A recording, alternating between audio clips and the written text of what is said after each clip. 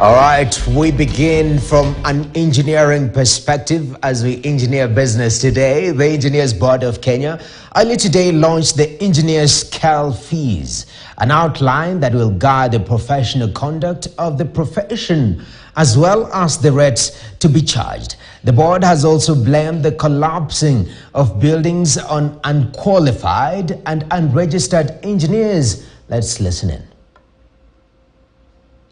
Board carried out a countrywide structural assessment on the ongoing building construction in March 2022. You remember before that time, we were under a crisis of so many buildings collapsing during a corona pandemic. I don't know whether they were also being affected by corona, but there were very many. And I submitted the report to the ministry for approval. The key findings include there is inadequate technical capacity in engineering in all the counties to carry out approval of engineering documents and provide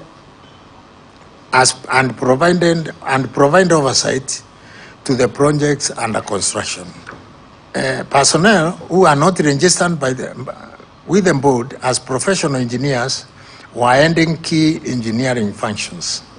And I want to say the biggest beneficiary in this scale of fees is the Kenyan people, is the public.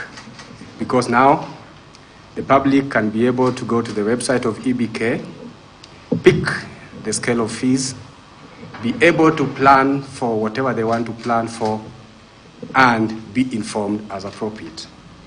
In terms of safety, also this scale of fees has ensured the safety of our establishment and all infrastructure that we are looking at, because the professionals will never be undercut now. You know, you give it your very own in designing, in supervising, and implementing of the jobs that you are doing, when you're well aware that there are already established rules. The two cycles of governments, county governments we have had, there was no emphasis on employment of key professionals, professional works.